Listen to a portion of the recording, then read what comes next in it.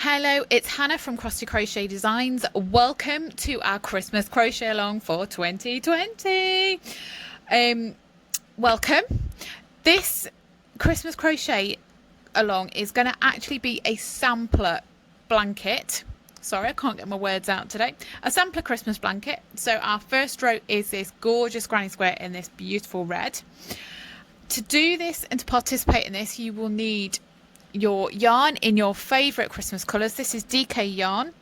I've chosen it in red, green, and not too sure about this white. We might switch that one out, but I haven't quite decided.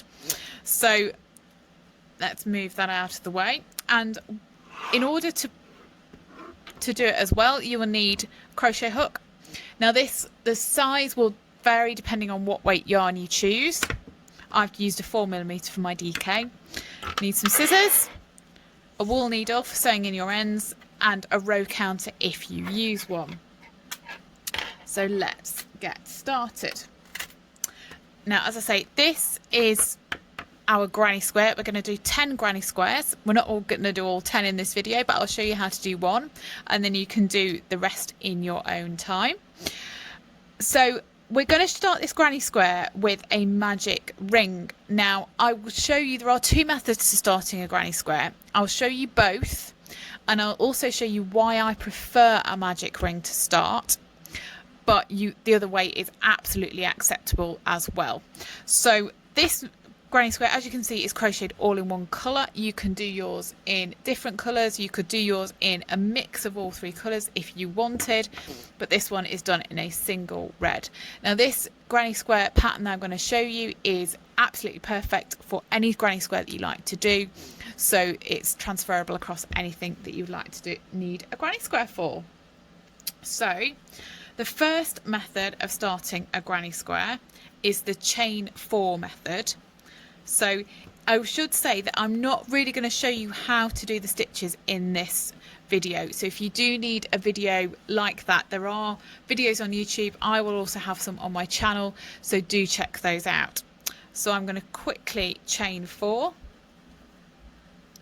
2, 3, 3, 4, and then you come into this first stitch, slip stitch to close. Now this is one of the reasons why I don't like this chain 4 method, is you then need, oh sorry, I've got a sharp bit on one of my nails, it's catching on the wall. You then need to put your hook into the middle of those 4 chains, and that can be really hard to find to start with. But you put your hook in the middle, yarn over, oh that came off, and then do a slip stitch. And then you chain 3, just make sure I'm in the camera, and then hook back in the middle and do another 2 treble crochets. Oh, as you can see, it's quite hard to hold on to. It gets easier as you go along. Oh. So again, hook into the middle, and then you chain 2. And then put your hook back into the middle of those stitches.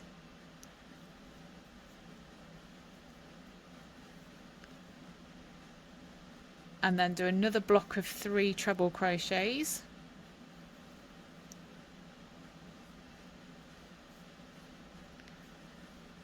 So as you can see, the gap is a little bit easier to see now.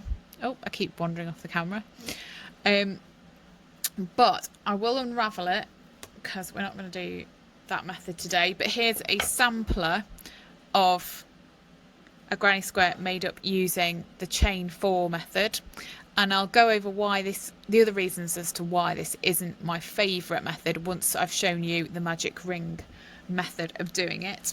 So to start a magic ring, I do know this is something that some people struggle with. So if you do struggle with, as I said earlier, it's absolutely perfectly fine to do the chain 4 method. But this is the way I do a magic ring, which you might find a little bit easier as well. So I put my yarn between my thumb and my forefinger. I wrap it round 2 fingers, wrap it around again, but this time bringing my third finger in and then using my little finger to secure it. Take my hook, wrap it under this first wrap around and then grab hold of the second one and then pull the yarn through and then yarn over and pull through, and this just secures your magic ring. Now for our granny square we're then going to chain 2, but if you're doing amigurumi with a magic ring then you would not count that first stitch in your stitch total, so you then need to do the rest of your stitches. So if you're doing 6 stitches onto a magic ring, you wouldn't count that as one of your 6. You then need to do an additional 6 because that's too small to do any stitches off. But for today we've chained another 2 on top of that stitch to get our first treble crochet. So you're going to wrap yarn over, put your hook back into the ring and then do a treble crochet. Now you'll see you've got this tail here. Now it's really vital your stitches are on this tail as well, so you'll see what I mean as I go along. So keep holding onto your magic ring and holding onto your work to just any way to keep hold of it. So I've done a block of 3 treble crochets. You then need to chain 2 and then do another, put your hook into the magic ring again and do another block of treble crochet. So that's another block of 3 treble crochets.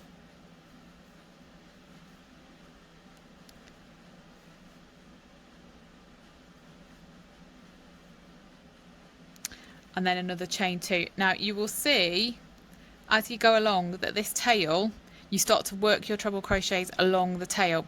Now it's really vital that you don't run out of this tail, so what you actually do is you pull the tail. That makes the ring smaller and it means that you can carry on doing your treble crochets and not run out of this tail. Now this tail is really vital, I'll show you why at the end. But you're then going to put your yarn over, so you do at the end block of 3 treble crochets, chain 2, yarn over, put your hook back into the middle of the ring and do another block of 3 treble crochets,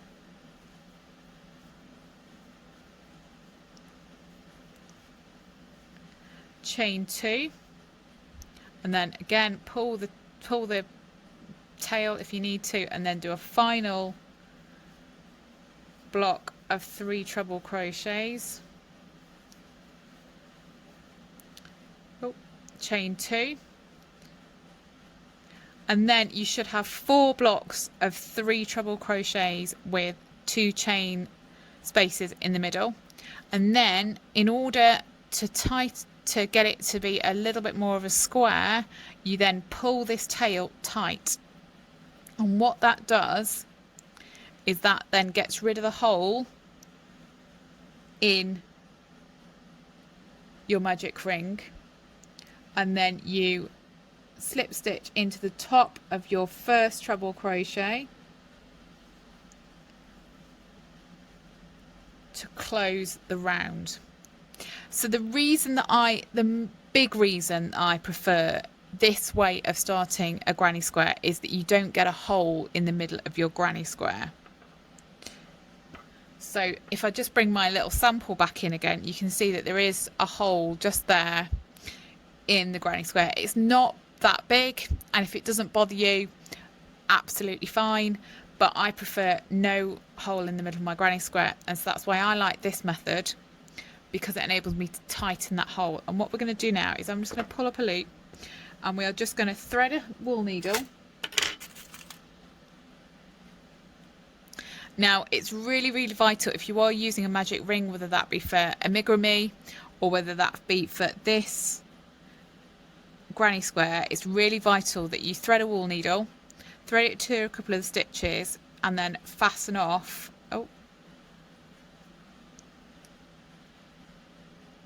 Do a knot and then fasten off the tail just so that it doesn't come undone. And then I tend to thread it through some of the stitches, just to weave in the end.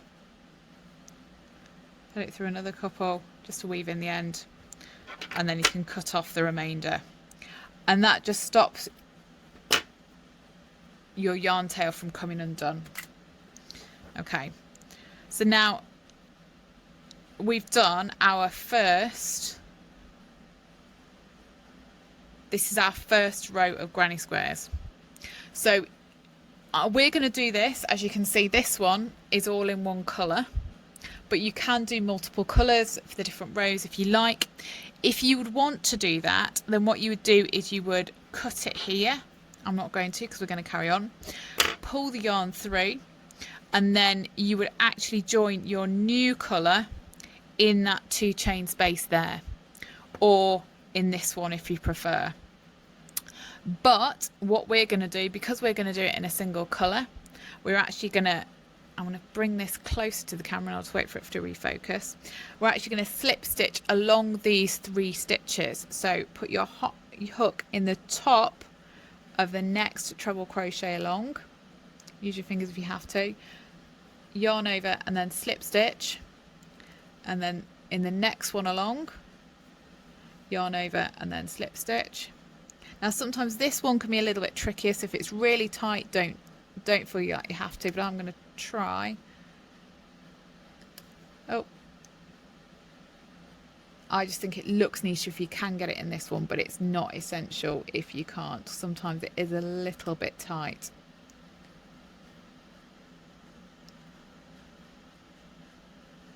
Yeah, okay, and then slip stitch into that one. And then that's brought us to this 2 chain space, or this corner. So what we're going to do is we're going to put our hook through that 2 chain space, yarn over, pull through, slip stitch again, and then chain 3. Put our hook back into that 2 chain space and do 2 more treble crochets.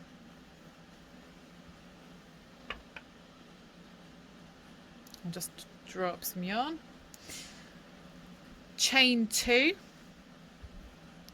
and then put our hook back into that 2 chain space. Pull yarn over, pull through, and then do 3 more treble crochets.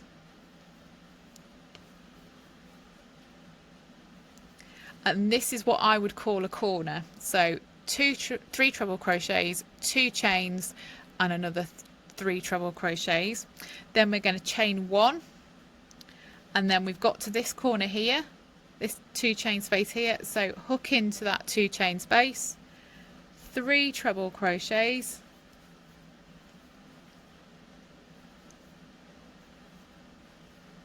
chain 2, hook into that 2 chain space again, actually into the space, do another block of 3 treble crochets, chain 1, hook, find your next 2 chain space, yarn over and put your hook through, and then yarn over and do another block of 3 treble crochets, chain 2, hook back 3 into the 2 chain space, another block of 3 treble crochets, chain 1, find your next 2 chain space, hook into that 2 chain space, block of 3 treble crochets,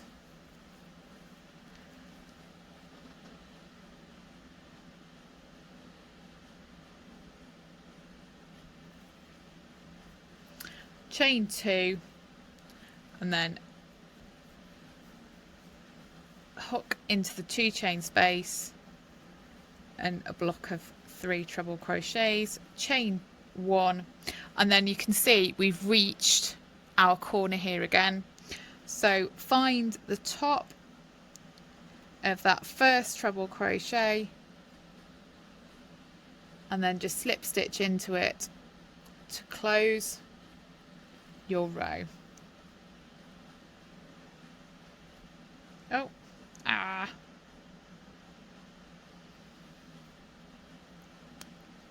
and that is our second row of our granny square.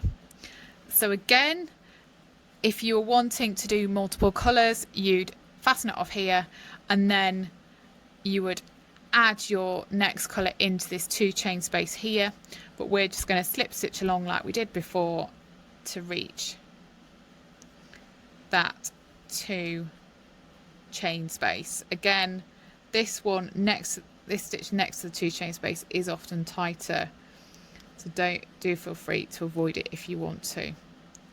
This one really is tight.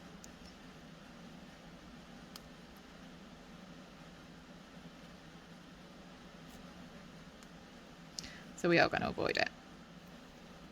Okay, slip stitch and then chain 3. So slip stitch into that 2 chain space, chain 3, then do another 3 treble crochets, chain 2 to make your corner, and then another 3 treble crochets to make your corner.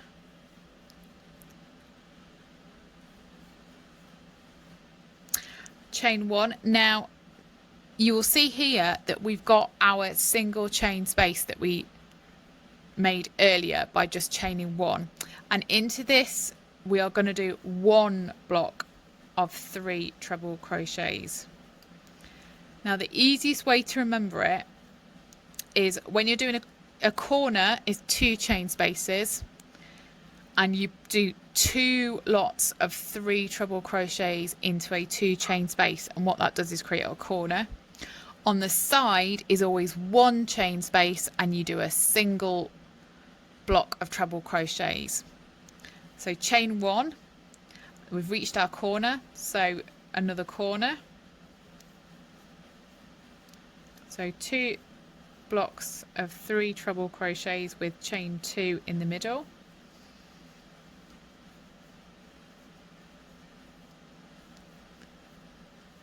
chain 1, and again we've reached our single chain space, so we do 1 block of 3 treble crochets into this single chain space, chain 1. Now we've reached our corner, so we need 2,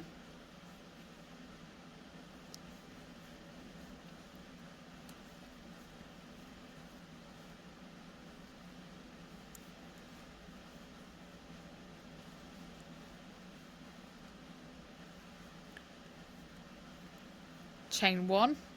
Again, with our single chain space, we do a single block of 3 treble crochets, chain 1. Oh, let's just take all that yarn off. There we go.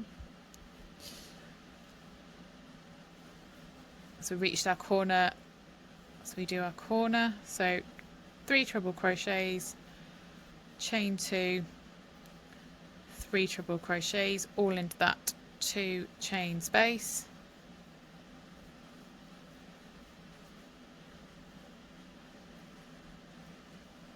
chain 1.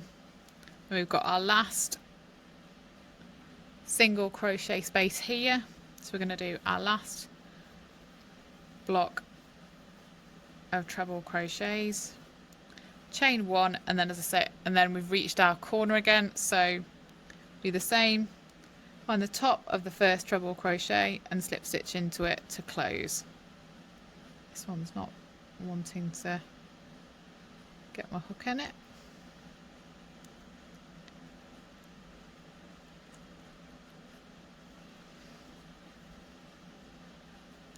Okay, so we're then going to do our next row. So again, slip stitch along to that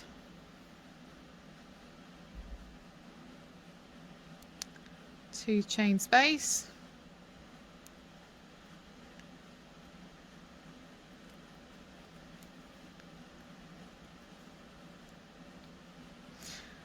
and again you do your corner, so 3 treble crochets,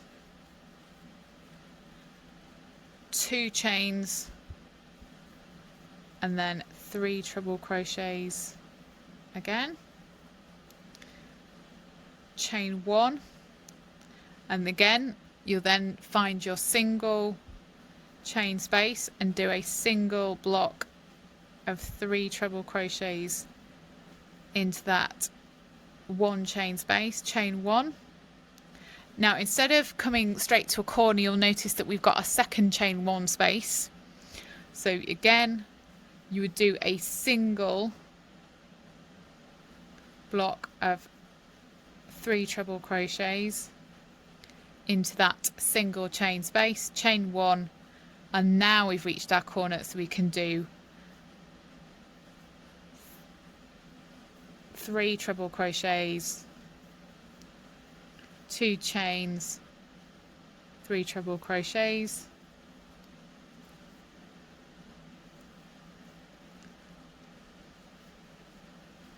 chain one, and you'll notice again that we've got a second single chain space. So again, do a second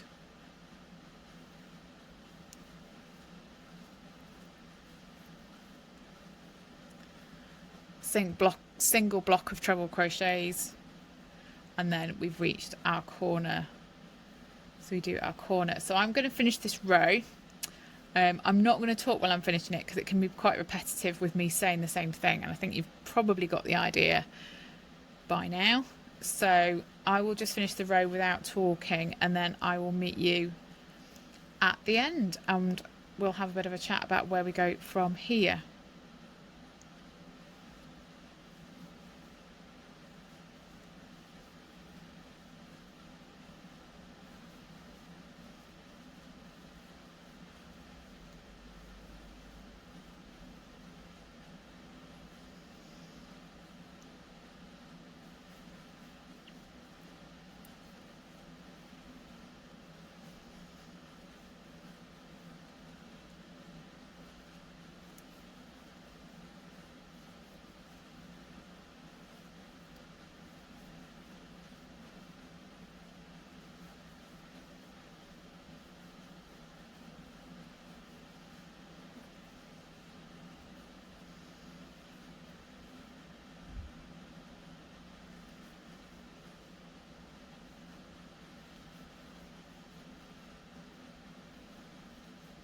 Okay, so we've done our last block of 3 treble crochets and chained one. Again, slip stitch into the top of your first treble crochet to close. So that is our 4th row, and what you'd then do is you would then carry on, slip stitch over to this 2 chain space and carry on with your rows. And you'll see you've now got 3 single chain spaces on your row. So on our sampler, and this is how large our granny square is going to be, we're going to do 5 rows. Now, a quick note on counting rows. The way that I count the rows, and I find easiest to count the rows, is to come to the centre row, the centre lot of granny square, so our row 1. Find the corner, so find here where you've got that corner, and then count outwards. So you can do it this way if it helps. So it's 1, 2, 3, 4, 5. Oh, what you could also do is just count from 1, 2, 3, 4, 5. The only reason I don't do it this way is it can get a little bit confusing, because obviously you have a block here but then you've got a gap here, so that can be a little bit confusing. So that's why I like, excuse me while I get rid of them, to just come here where I can see my corner, and I can go 1, 2, 3, 4, 5. And so our granny square is going to be 5 rows square. I was going to say 5 rows wide, but it's also 5 rows tall, and we're going to do 10 of them to create our granny square blanket. So that is our first row. Well, it's not the first row done, but it's the first row, the basics of the first row, and then you would do another 9 to finish our first row. Now next week we're going to be doing a tree picture in this beautiful green. Stay tuned for that. So come back next week for that rather than stay tuned. Now I have planned out, and this is why I haven't got a finished blanket to show you, because rather excitingly, you can have a hand in designing this blanket. So I've planned out 3 weeks of this blanket. So we're going to do it for 5 weeks in total. So I've planned out the first 3. So the first one is our granny square. The next one is going to be a tree picture. And then the third one is going to be what's called corner to corner. And I'll show you that. If you don't know what that is, come back in week 3 for that.